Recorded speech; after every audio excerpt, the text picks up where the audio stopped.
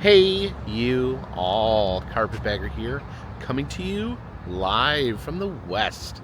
More specifically, we're in Tillamook, Oregon, and more specifically than that, we're here in front of the Tillamook Creamery.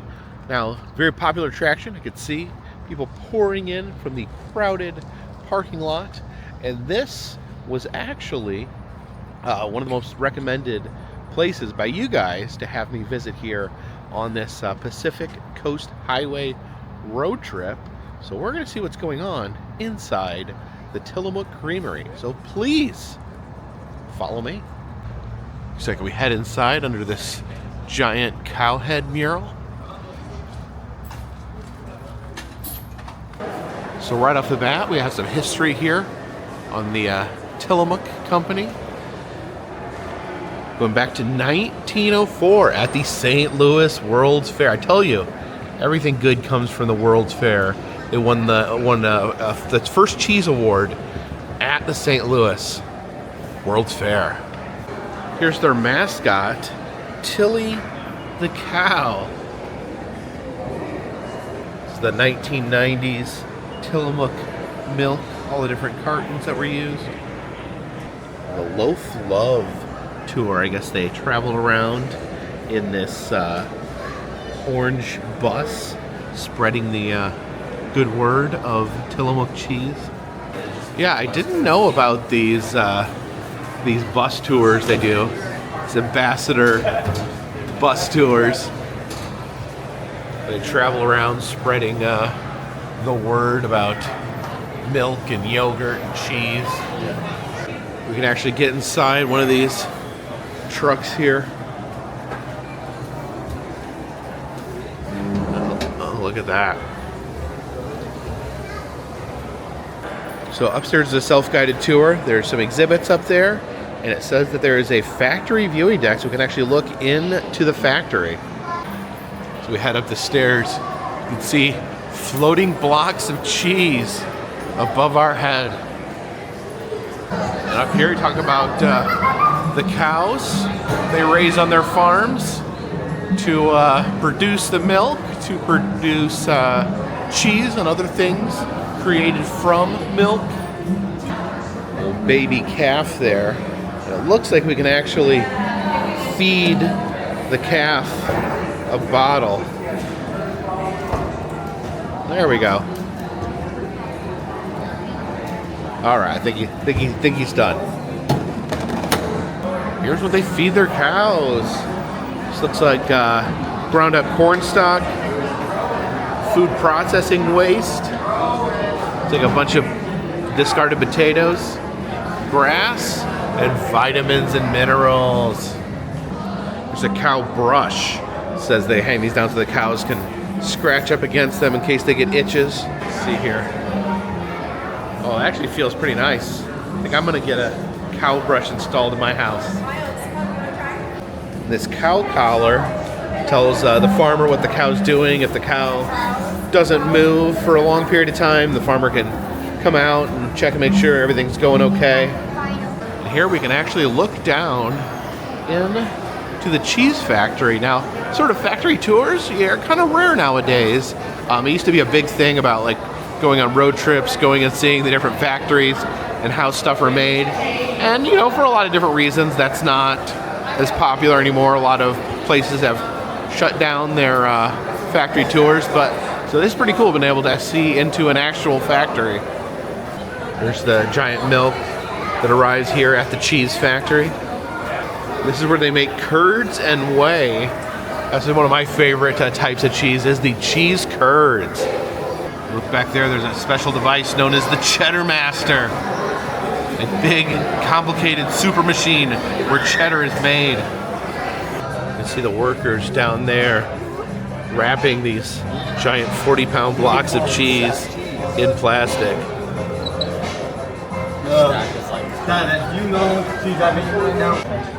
You can see the boxes there going up that spiral conveyor belt.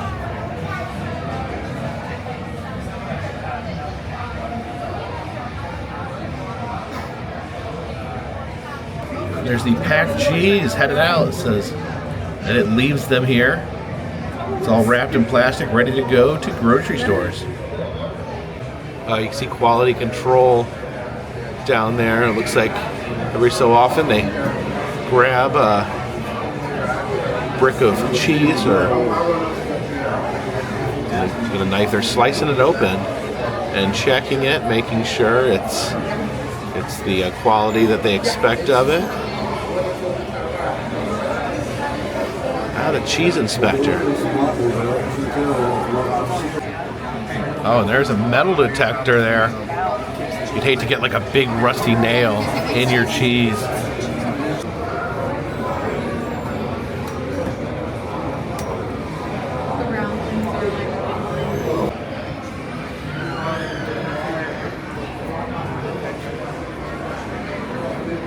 This device here they call the Blue Octopus. Seems like a fitting name. Oh, you can see the box of cheese going into this machine and getting sealed, the plastic cover.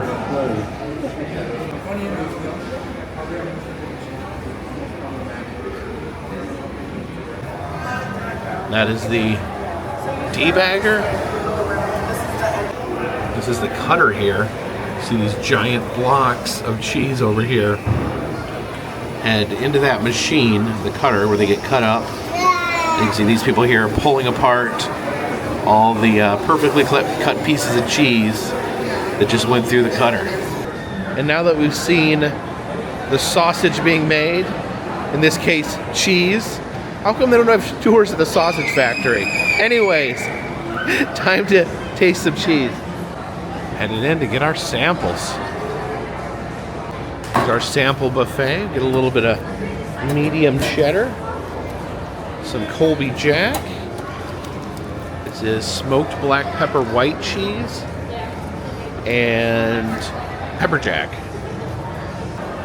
Let's try these samples.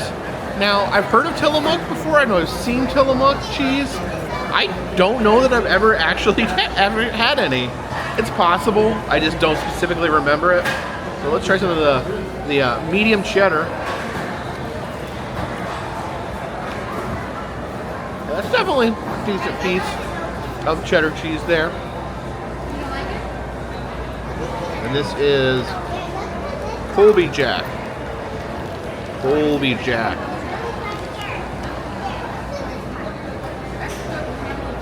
Pretty good as well. And then a little nugget there of the black pepper white cheese. Ooh, it's got a lot of black pepper in it. Ooh. Very strong black pepper. If you love, I'm sorry,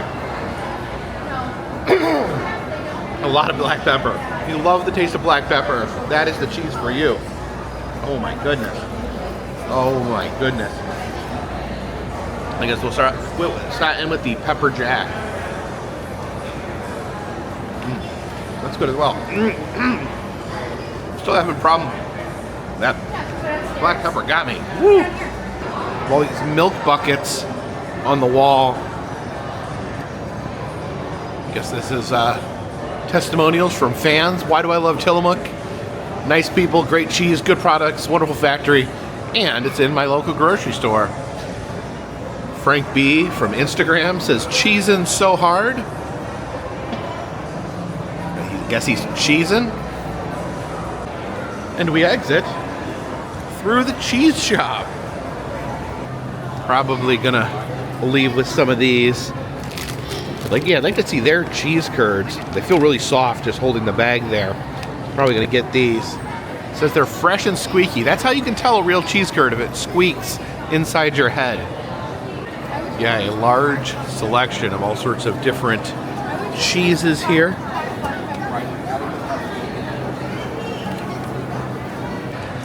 Got some plush cows here, little tiny plushes. Some Tillamook clothing here to show off your love of cheese. Maybe this is what I need, the Curd Nerd shirt. They have a place where you can get some fresh food over here. The ice cream line is very long, seems very popular. I think I'll grab some lunch. Okay, since this place is all about cheese, I decided to give their grilled cheese sandwich a try. Okay. See how cheesy this grilled cheese sandwich is. Got like a big cheese flap hanging off the side.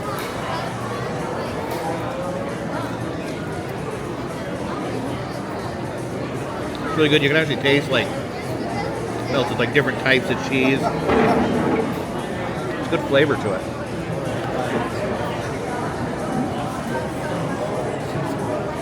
Yeah, that is an extremely good grilled cheese sandwich. And outside of the dining room here, you have the Morning Star. This is a replica of a ship built in the 1850s. It was actually used by the Tillamook Company to transport cheese.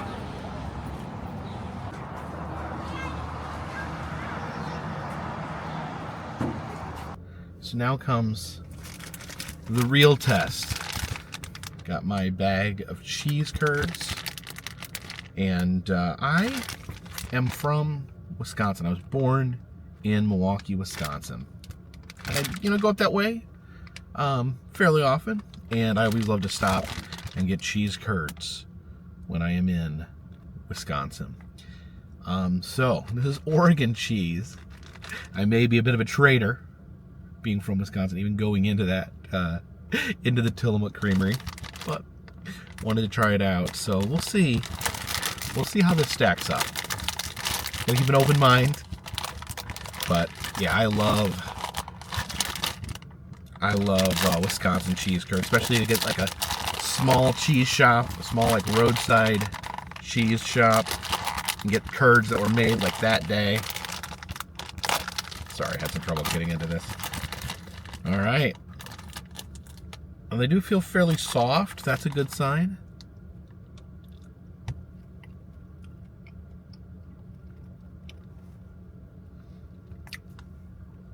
It's got a good flavor to it. Consistency, though, not as good. These are pre-packed. I don't know when these were made.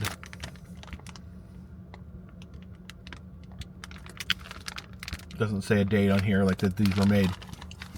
A lot of times in the cheese shops in Wisconsin, you can actually get ones that were made within the last day or two. These are good, and they have good flavor. They don't really have a squeak to them. I'm not hearing the squeak. But I gotta say, I may be biased, but best place to get cheese curds is from the small roadside cheese stands in Wisconsin. Wisconsin's a long way from Oregon, so this may be the best place to get cheese out here. Pretty good, but I gotta stay loyal to my home state.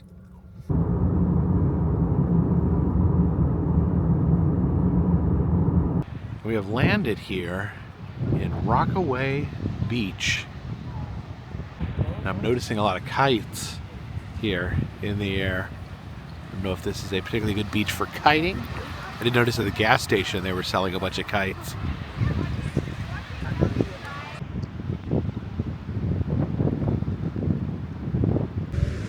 Now that really is a cool kite there. Looks like some sort of ocean creature.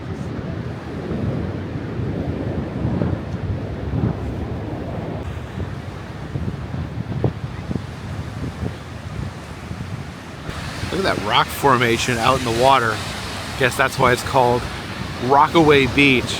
It's interesting because there's no other rockiness on the beach. Just a big archway out there.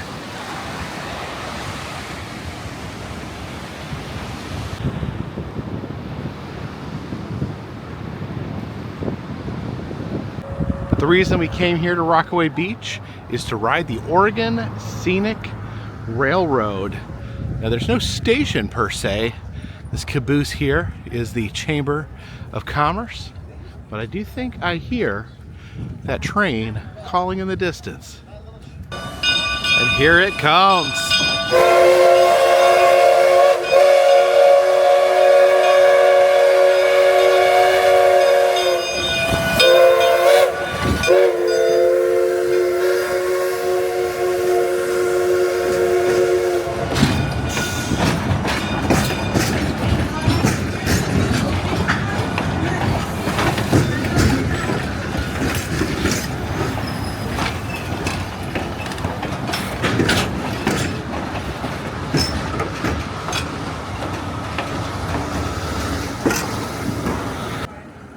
All aboard.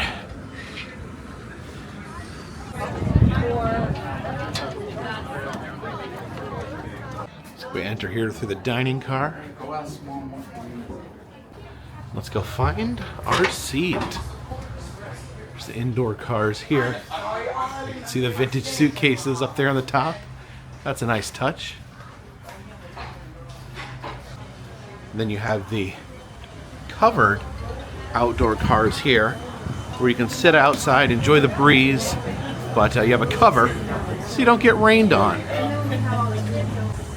But this is what I chose here. I'm a big fan of the outdoor cars, and I find the ones without the roofs have the best views. So let's find our seat here. Let's sit on this side so we can see the ocean. Now the locomotive is pointing that way. I'm assuming it's just going to push us back this way. I don't think it goes and does a U-turn or anything like that. Here we go. And we're moving. The logging truck right next to us.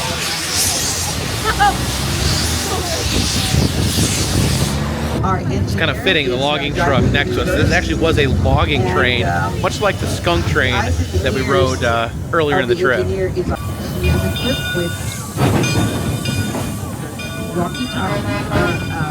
See Rockaway Beach. And she also has a freight, but she has they pull it inside.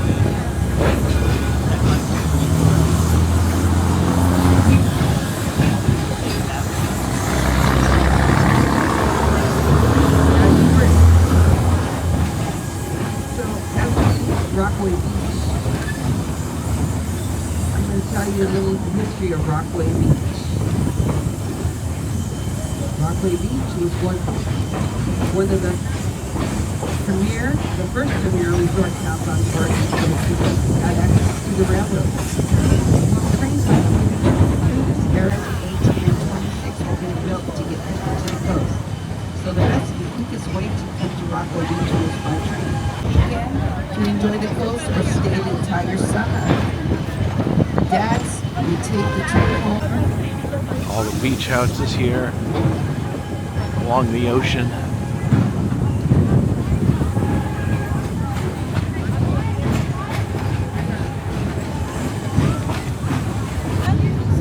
Get our ticket punched. Is that for you? Thank you. Thank you. Got a punch hole. The story of the Pronto Pup goes like this. There's the original Pronto Pup there. You can see the giant corn dog there on the roof. Batter and voila. It was built in 1911. Lake over there on the other side. And railway navigation. The new conning was acquired in 2021 from the Mount Hood Railroad in Hood River, Oregon. The conning still has the color scheme of Mount Hood Railroad. A walkway over the highway. The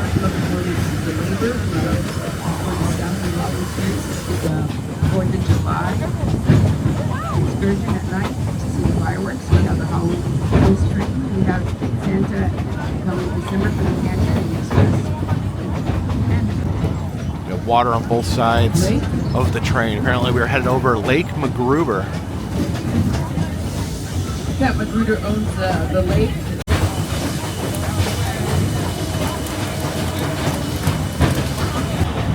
So if you look up at the trees, you'll see a bare tree with a spire on top. Yeah, the Scenic Oregon Railroad, definitely very scenic.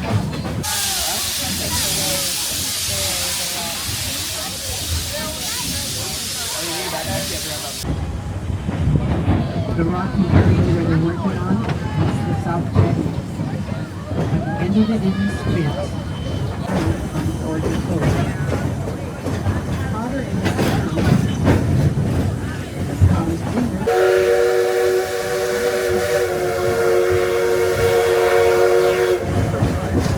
and by 1914, there was a population of 2,000. Oceans and resorts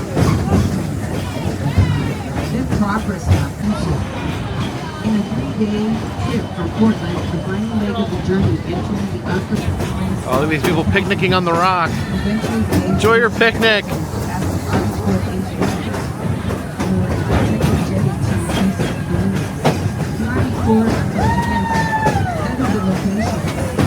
This is beautiful. Although the single jetty needed much smoother journey into the bay, and beaches slowly narrowing them before overtaking them completely.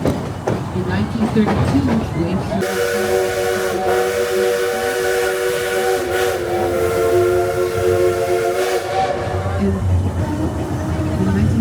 what was left of the ocean had become an island. They closed the post office in 1953. You see a little cave there through the rock.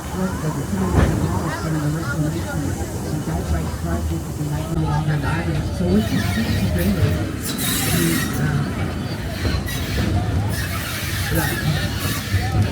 Yeah, I don't personally know of anywhere else where you can ride this close to the ocean on a train.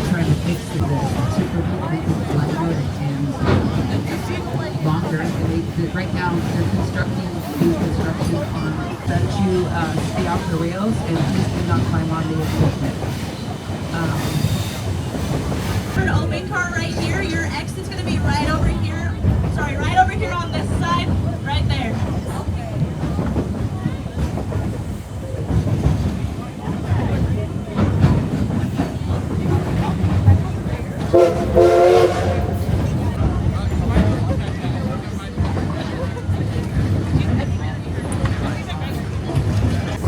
Here's the log yard. That's what the train was originally used for, was taking logs to the log yard.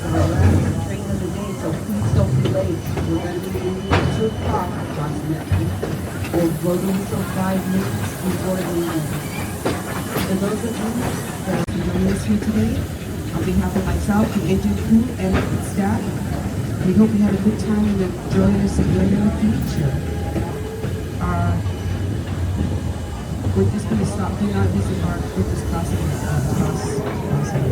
Anyway, for those of you who are finishing your journey with us today, thank you so much for joining us here. They're pulling into the town of Garibaldi.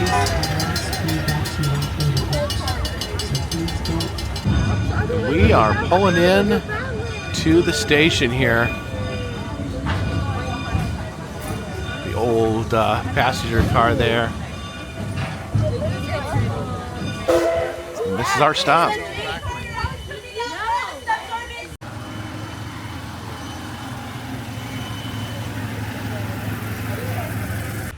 Now they don't really have a train station here in Garibaldi either. They do have their garages located in this town.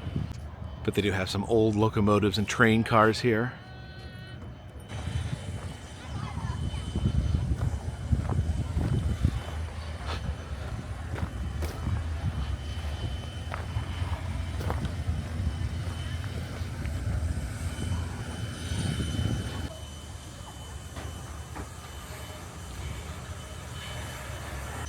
A beat up old caboose here. I like the green color of this passenger car.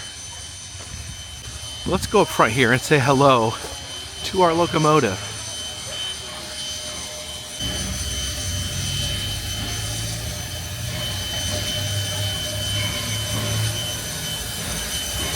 This is actually really cool. I didn't have any idea until I got on the train today. Not only does this locomotive have a lot of logging history, it also has movie history, because this locomotive was in the movie Stand By Me, the movie where there is a group of young boys, a wholesome journey of young boys trying to find a dead body next to a railroad track. And there is a scene where they are on a railroad bridge and a train comes and they have to jump off. And it was this train, it was this locomotive, number 25 here, that chased those boys. It was, I think, River Phoenix. It was Corey Feldman, and the other actors escape me right now. But yeah, they all ran from this very locomotive. But it looks like it's actually time to get back aboard this train. It's about a 30-minute ride out here to Garibaldi and a 30-minute ride back to Rockaway Beach. And once you get here, you have about 30 minutes. So really only enough time to hop out, stretch your legs, go to the bathroom, and look at the train cars. Then it's time to get back aboard.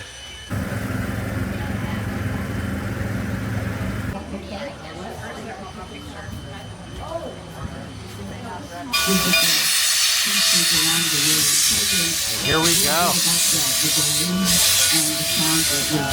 Headed locomotive first this time.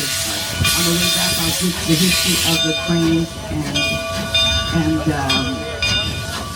Goodbye, Garibaldi. Our time was brief, but memorable. And roadside.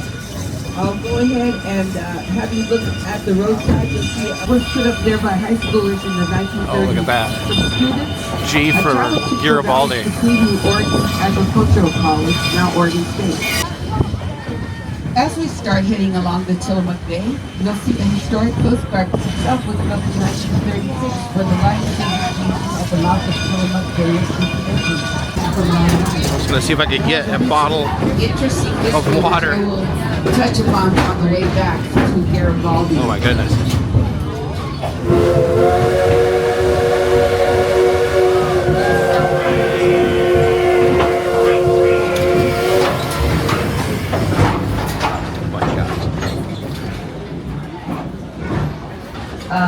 The rocks that are connected to the spit is the project which took phases to finish. They're currently, if you can see the trucks driving, they're currently in the process of repairing it. They want to repair the head of the jetty, make it. Got a little hard walking around. See again how the different cars connect. Always seems a little treacherous. Said this formation here is called the Old Man of the Sea. During the summer months, we see an influx of brown pelicans from the Oregon coast. They're there because they follow the food. If you look on the left-hand side, you'll see all of those brown pelicans. They hang out on that side. And other out, you'll see the opening to the Pacific Ocean. Coast Guard came to Garibaldi. In 1993,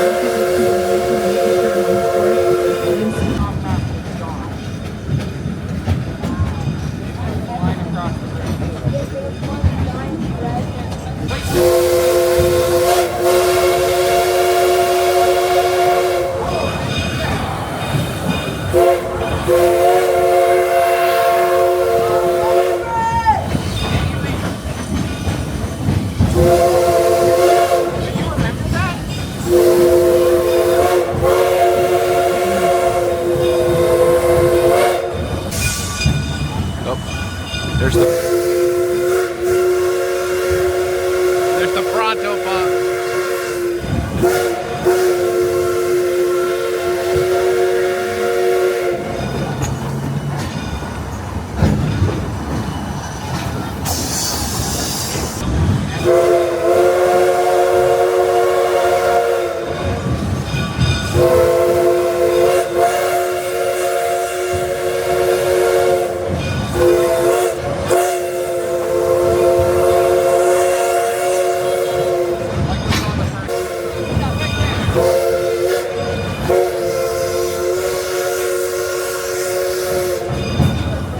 Here's our station.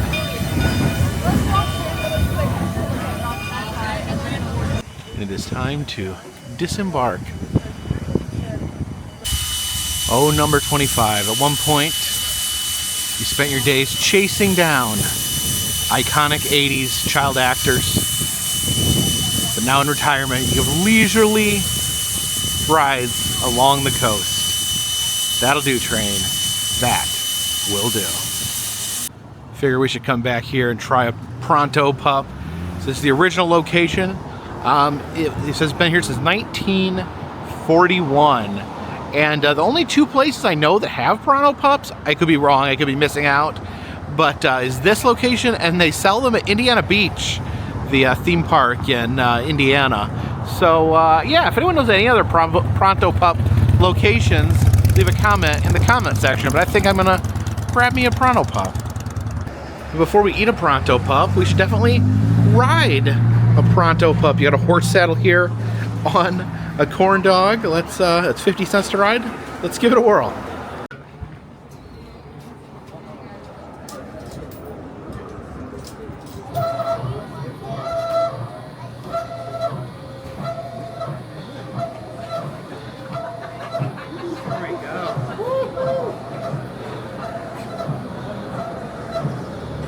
Didn't think I'd be riding a corn dog. Woke up this morning. Man, I feel the stirrups. You need a picture, man? I'm good.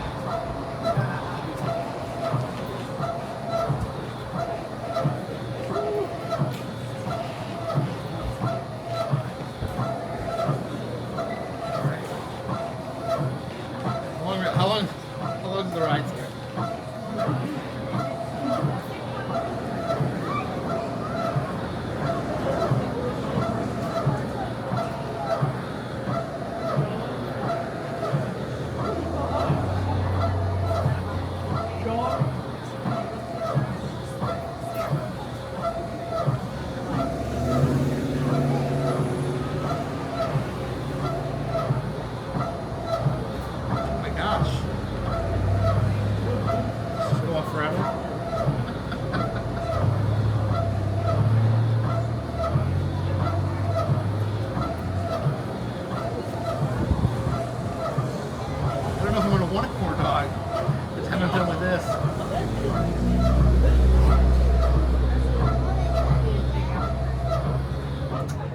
There we go.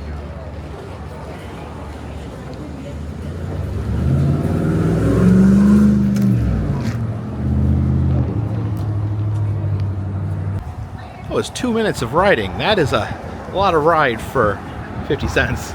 Let's get us a Pronto Pup. You can see the menu here. You got the classics. And then the fancy pups here. There's actually a lot of vegetarian options. Surprisingly large amount of vegetarian options for a hot dog stand. The veggie pup, the zucchini pup, or the pickle pup. Got some nice looking t-shirts here. And look at that, you get a t-shirt that says, I rode the corn dog. And here it does say that this is the home of the original corn dog. They actually invented the corn dog right here in Rockaway Beach in the late 30s. So pretty crazy, the original place to serve a corn dog. So I have my Pronto Pup. I just got the original recipe. So it's a hot dog. You can get it with like a sausage, some other things. And I got some different condiments here. Now this is fry sauce. I know in this part of Oregon they call it fry sauce. Kind of looks like Thousand Island dressing, but I'm not sure. I've had it before. I don't quite remember what it tastes like. I didn't get any fries, but I did want to try the fry sauce. We'll start out with the fry sauce there on the Pronto Pup. Is there 2 garbage cans right here? Yep. Recycle.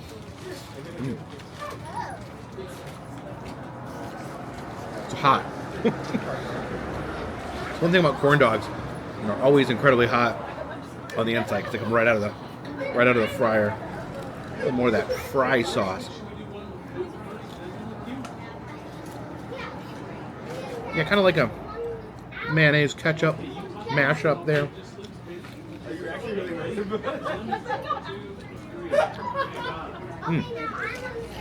The hot dog inside is really good. I don't normally get corn dogs. I don't always like all the breading. That's got a really good hot dog inside. And normally with corn dogs, I use mustard and ketchup. We'll give it a little bit of both. Gonna mix ketchup and mustard together.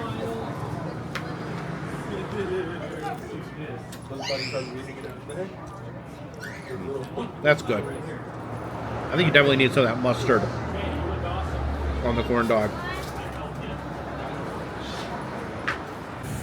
And there goes the train.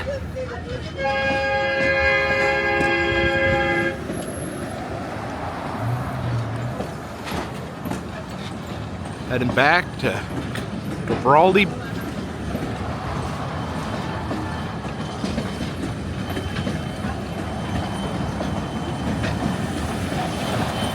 Old 25 moving backwards.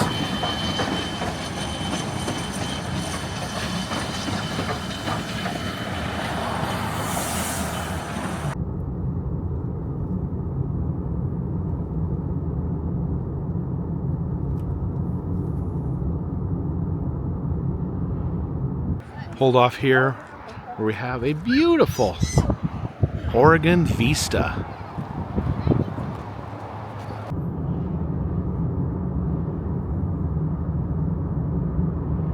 We've stopped off in Seaside, Oregon, which looks like a fun little seaside town. And look at this, they have a tilt-a-whirl indoors here. Oh, it looks like it's twirling. Well, that looks like a lot of fun.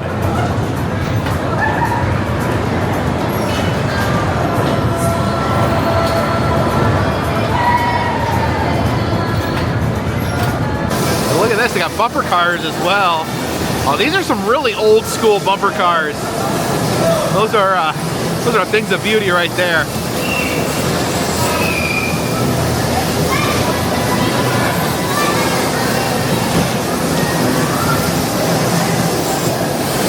And they do have a Pronto Pup here. It says wiener done in a bun. They have the mascot there wearing the sombrero. But one important historical note here in Seaside is that this is where Lewis and Clark ended their trail. 1805, 1806. And here they are, Lewis and Clark. I see these statues, I can never tell which one is Lewis and which one is Clark. They look remarkably similar to each other. I know their dog's name is Seaman, and I guess this is the location that they ended, or the end of the trail. They were trying to find a route, the Columbia River, trying to track the Columbia River to the Pacific Ocean to see if there was a way, as they explored the newly purchased Louisiana Purchase. Explored that area. Now the Columbia River is a little bit north of here, so I don't know if they were a little bit off in their ending. But yeah, they finally reached the Pacific Ocean after their long and arduous trail, and looked out onto the sea. Of course, there wasn't cars in their way at the time. And this beautiful view of the Pacific Ocean that Lewis and Clark gazed upon when they finally reached the Pacific Ocean.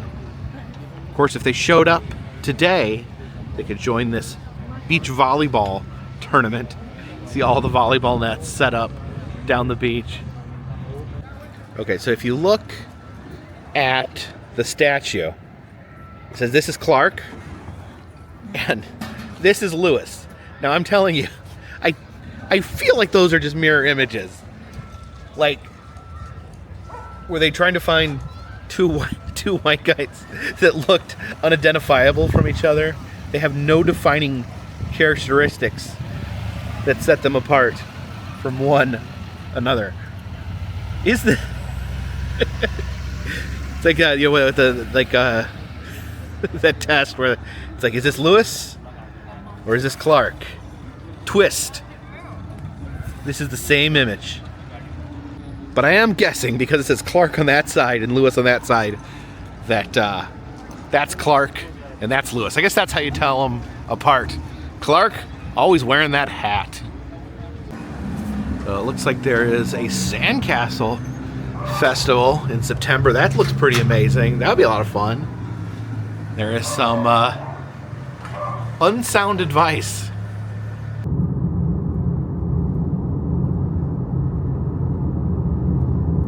Some soccer fields out here, but look who's playing soccer.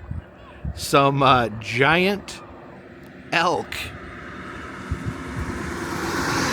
Doing a little grazing there on the soccer field.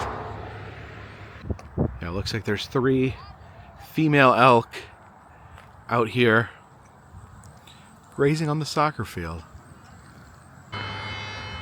So they're honking those horns over there. People in the parking lot honking their horns. There's kids on the fence line. They're shouting at the elk because they want to play soccer. They want the elk to leave so that they can play their soccer game like they were planning. Yeah, you hear everyone yelling, trying to scare the elk.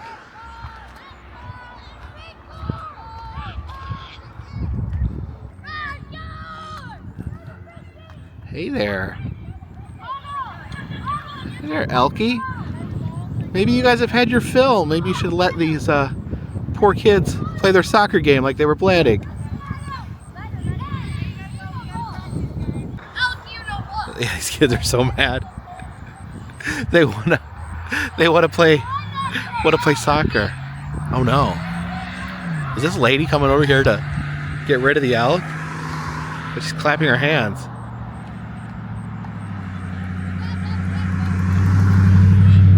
Oh, she's trying to get the elk to leave.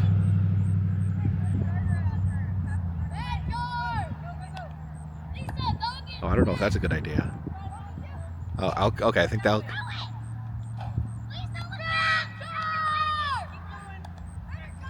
The drama play here. Drama at play. Okay, yeah. Trying to scare the elk. That lady ran. Just running the elk. Kids scream. Trying to get the elk to leave. I guess that's the elk field over there. Maybe the elk could play in that field, and the kids could have their soccer game over here.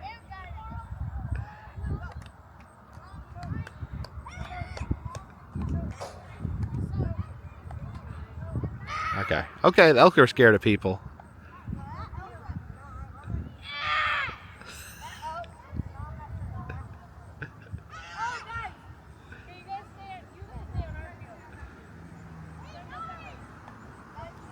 The elks are getting booted. Sorry, elks. This is a human soccer field, not for elk. Oh, no. The elk started charging that lady. I didn't think they're too close. I think this is ill-advised.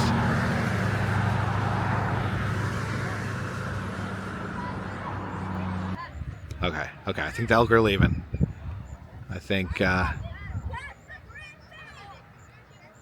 standoff has ended. I must say, that lady's brave. When that elk started charging her, she just stood her ground.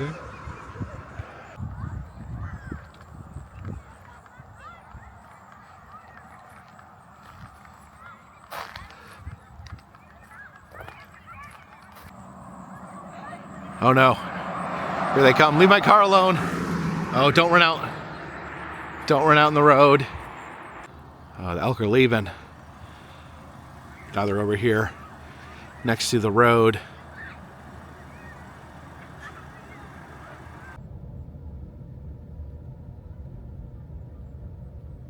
You elk be safe here by the road.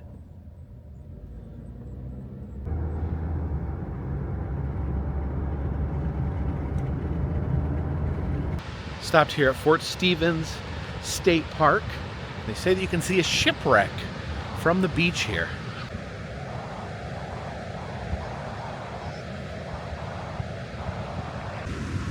And there it is, the Peter Iredale that wrecked here in 1906. And there it is, the Peter Iredale that wrecked here in 1906. It must be low tide right now, because you could see the ship, or what's left of the ship, is almost completely exposed here. Wow, we've seen some wrecks on this trip, but this is remarkable. It's out here after all these years. Almost 100 years ago, this ship ran ashore here. And they say this stretch of the Pacific is known to be very dangerous. They call it the graveyard of the Pacific. There's so many shipwrecks out this way. Dangerous waters. And this, the Peter Iredale, I guess, is the most visible of all the shipwrecks because at low tide it sits completely on land.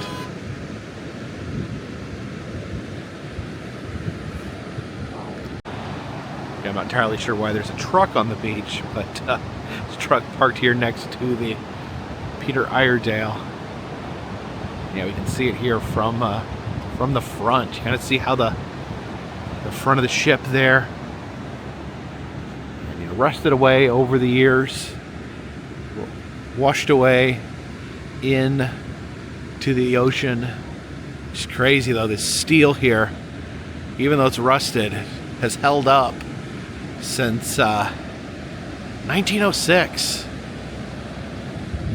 Now, seawater does strange things to metal. Yeah, it's not like flaky or anything. It's really, really solid. Kind of like changes the chemistry of the shipwreck. This is crazy. Just kind of blows me away. Ah, the wreckage out here. It's amazing.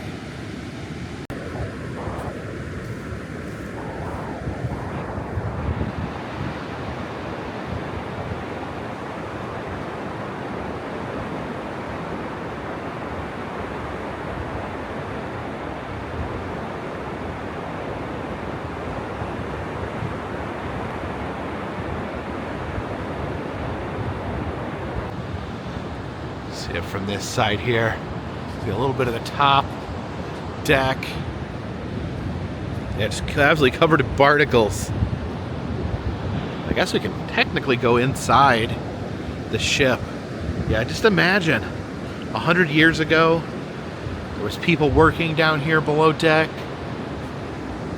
I can just see the ocean there out through the front.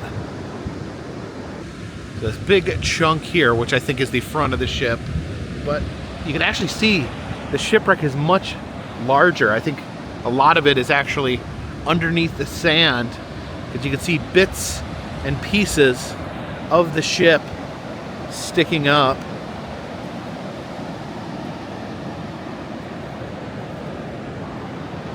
Oh yeah, so you kind of make the shape out a little bit, just judging from all those different pieces of the ship sticking up here on the beach.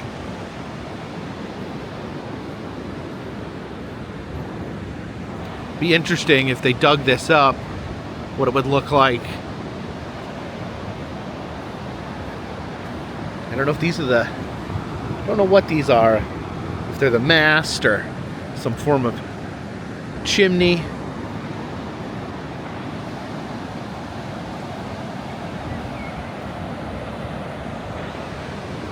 That goes all the way back here. So you can really, at first it looks like there's just one chunk of this ship here, and then you realize the whole ship is essentially here. And you see how massive this ship is.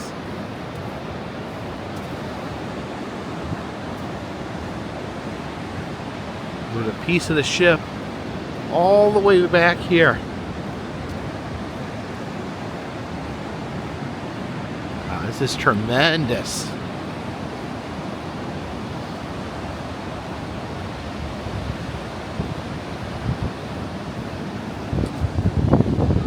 So from there, all the way there, that's the front of the ship.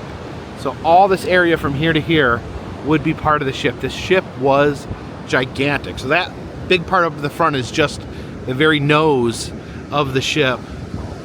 See, I just pulled up an image on my phone of the Peter Iredale. There it was then. This is a picture, I think it was in 1900.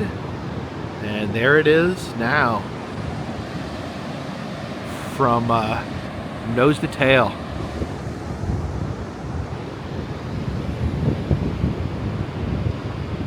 And looking at the picture, my guess is that these are all masts here sticking up. There's probably quite a bit under the sand, but that back there and these two would have been the masts that held the sails. And over here, that would be like one of the ship's ribs that like forms the inside of the ship.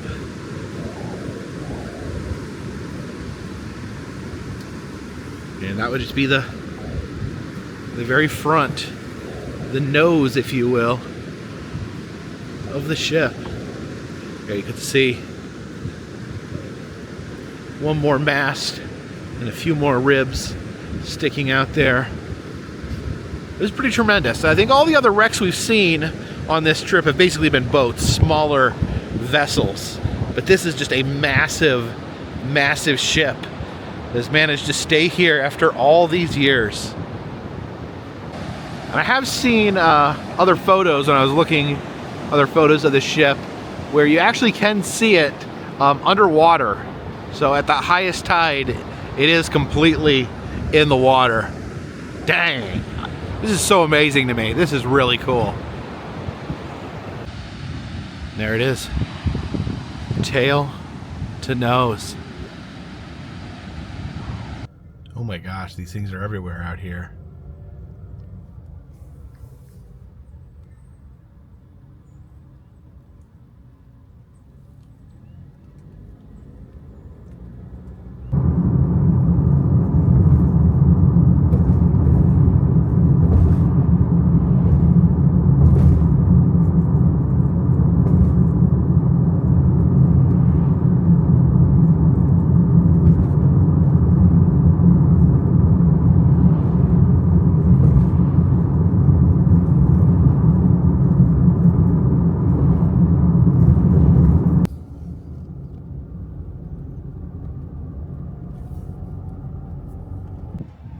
And we have stopped off here in Astoria, Oregon, more specifically here at the Astoria Column.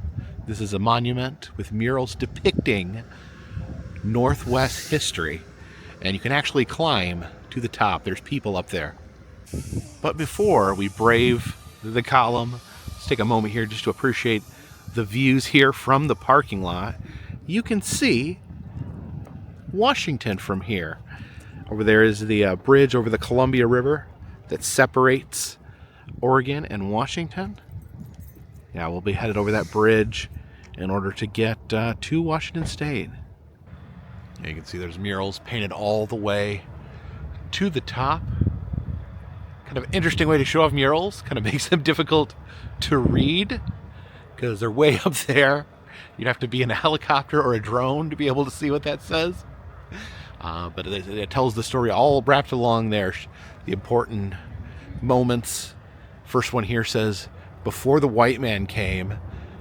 And you can see some deer and beaver there. And a ship. And things just go on and on from there. But yeah, let's brave the column and head to the top. I got this winding staircase here. Oh, look at that. That looks like a long way to the top. Wait, it says get your glider at the gift shop. What's a glider? All right, before we head up there, let's go to the gift shop and get a glider. You can't go to the top without a glider. That'd just be crazy. Ah, dang. I guess the gift shop has closed for the day, so we won't be able to get our glider. I'm still curious on this tradition though with the gliders. If you get your glider, you climb up to the top and you throw it off, and then it just glides away. All right, no gliders. Back up to the top. So according to this guide, there's 164 steps up the column, and so Bunker Hill was 290 something. So I've done worse than this before. I was getting nervous, but let's go for it. I'm still sad I don't have a glider.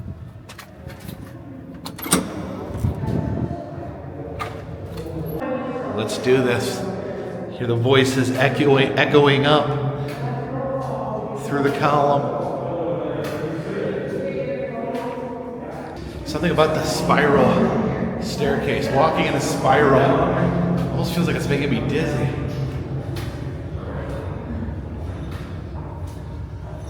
So I lost count of how many steps I've already done.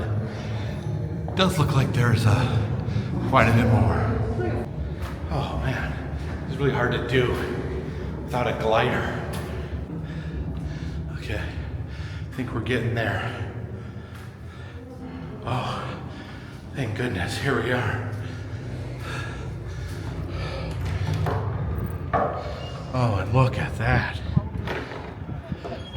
Look at this view is unbelievable here. Heading down, so I got the last one. You can see the Columbia River winding around out here.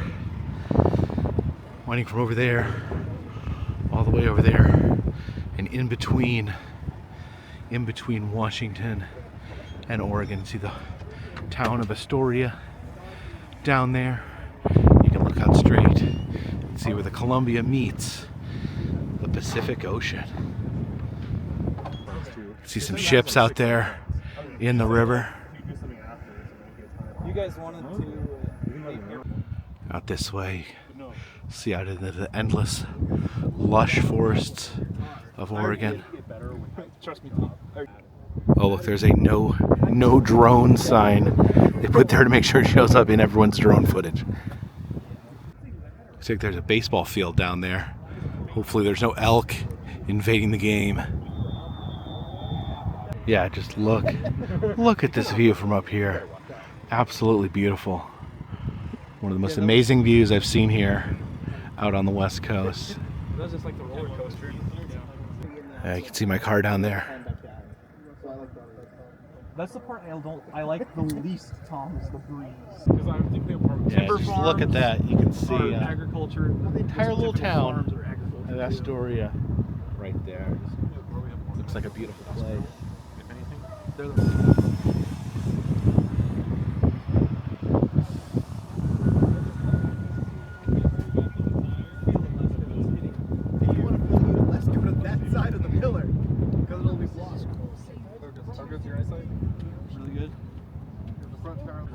Alright, I guess we gotta suck it up and head back down those stairs.